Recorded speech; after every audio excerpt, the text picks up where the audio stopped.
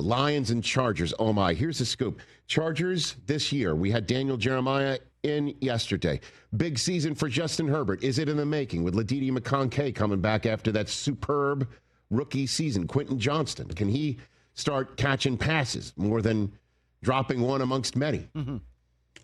The running back room, Omarion Hampton, is a very, very large individual. Najee Harris hurt himself on July 4th. Will he be able to be ready for week number 1? What's going down in Charger country? In the deep end of the AFC West pool. Back and forth we go about who's got the best division in football. And I could make a great case that the best division in football is represented by one of those two teams on the field tonight in Canton, Ohio. Because the Detroit Lions were the 1 seed last year, beating out the 14-win Minnesota Vikings in the final game of the season so they could be the 1 seed and get one and done just like the Vikings were here in Los Angeles. And then the Packers got one and done by the Philadelphia Eagles. And then you've got the Bears, vastly improved, one would think, because guess what? They took the offensive coordinator from the Detroit Lions and Ben Johnson and hooked him up to Caleb Williams, who's apparently drinking out of a fire hose, which is a football term of we're giving the kid way more than he can handle right now. Because last year, I guess, was a baptism by fire because somebody got fired in the middle of the season, and part and parcel of that was because Caleb Williams was left on his own to figure out what film to watch, amongst many other shocking elements that we have learned about last year's Bears season. Ben Johnson, just add Ben, add competency on the offensive side of the coaching equation, add innovation on the offensive side of the equation in the playbook. He's the one that came up with that Jared Goff fake fumble play. Pick it up, throw for a touchdown against the Bears, and you covet what you see. And the Bears coveted Ben Johnson and took him, and then the Jets took Aaron Glenn for their defensive side of the football, and the guy who sprinkled his fairy dust on a team that had how many guys on injured reserve last year? 412. That's correct. I looked it up. Odd for a 53-man roster, but I think we all get the point.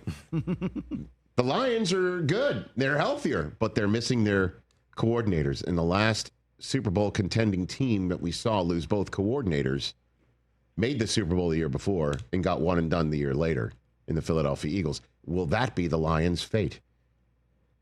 Laying out all of these storylines for you, even though we won't get a single answer tonight because I don't know who's playing. But hey, tune in to NBC anyway, because it's football. It's guys in pads. Yes, sir. Or guys taking up good seats on the airplane for Daniel Jeremiah, as he was complaining about. That was a weird gripe by DJ. Yeah, I know these guys are looking for jobs, but, you know, the plane's overloaded with a bunch of guys that are not going to be there in week 1, and I'm going to be there week 1, so why are they taking up the aisle seat that I like? Because they're reclining to his knees. Guess what, Daniel Jeremiah? You might not have gotten the seat you wanted, but you just got Mason Miller for your San Diego Padres from the West Sacramento A's. And J.P. Sears. We'll talk about the moves in Major League Baseball on this program because we talk baseball here on the Rich Eisen Show. But that said, Chris, we did this the other day for a week 1 contest of the regular season. We chose some of the more marquee events of week number 1 and figured out combined win totals for the matchup and the teams involved in those matchups. Season-long combined win totals. What have you cooked up on the Brockman win total meter for the Lions and the Chargers, sir? Yes, sir. Looking at Vegas's total first before we get to the BMT. 10.5 for the Lions. What does that stand for? Brockman median total? BWT, Brockman win total. Okay, very good. Upside down.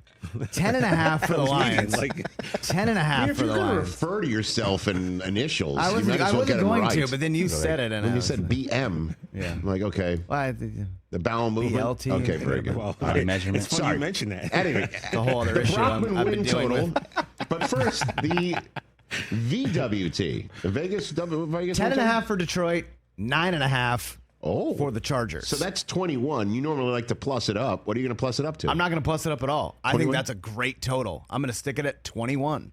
Oh, I'm going over combined win total here for the Lions and the Chargers, don't you think? TJ Jefferson? You're going over 21 combined wins for these two teams? You're not going to fall off. You got great coaches right there. You've got MVP-style quarterbacks right there. I think Detroit's going to go 15-2 again? I don't know about that, but what if they both win 11 games? Yeah, I got my over. We're going to have a great day today. I think I said that the other day, though. Yeah. I think that's the over on that. Okay, what if I bump it up to 23? Well, that's... I would take the under. Carry the one. How's that? Yeah. Because these divisions are deep. Deep. Tough. They are going to, I mean, could you make the case that in the AFC West and the NFC North, there won't be a single series sweep this year? Ooh. That everybody draws blood on the other? Couldn't you make that case? Man, hearing Albert talk about the Bears the other day, I'm a little worried someone might sweep them. Yeah, but dude, that's also a verbal way of... listen, Albert knows. He and information men and women who come on this program, we've had Florio, we've had Breer, and we've had Diana Rossini this week. Pelissero is coming on as well. They always have a way of letting you know what they know without saying, I've been told he's struggling. Mm-hmm. And he definitely talked about how Caleb Williams is struggling right now, not playing fast enough. There's a month to go. I'm not concerned about it. How does that sound? Next up, the Bears get swept by the Packers or the Lions or the Vikings, or they pick off one and nobody sweeps in either division. I don't even know how rare that is. I might ask NFL Network Research when I see him on Saturday. What if I give you for the Hall of Fame total coverage. Playoff teams between the AFC West and the NFC North at 4.5? The NFC West? AFC West, AFC NFC West, North. and These two divisions. Right. 4.5 playoff teams. I'll take the over because that means 3 are coming from one division. Right. And 3 came from both divisions last year. They put 3 teams, both divisions put 3 teams in the playoffs last year. There were 6 combined from those divisions last year. So you're saying 1 doesn't make it this year from last year. I'll take that. Or 2 don't make it. Well, 2 don't make it, I don't get the over. Right, that's what I mean. So I'm saying 1 doesn't make it. I'll take that, but I'll still take the over. I still think they're terrific, brother. They are terrific. Man, and the AFC North is going to be better. You had 2 15-win teams and a 14-win team in these 2 divisions. How does this sound? The AFC North isn't putting just 1 in, maybe. Right? That might be a one playoff division. Because the Browns, the Bengals, the Steelers did make it last year. Right. I'll take the over on both. TJ? I'm taking 4 for the AFC. I mean, I see the Chiefs are a given, right? I would think so. Maybe the Chargers. So 4. I'm going to take the. So you're going under 4.5. I'm going to take the under on that playoff first teams. One. What about 23 wins? 23. Yeah, we already said that. I think 20. Yeah, well, I bumped it. Well, you did 21. I did 21 at first. 23. You both were hard under. over, so I went 23.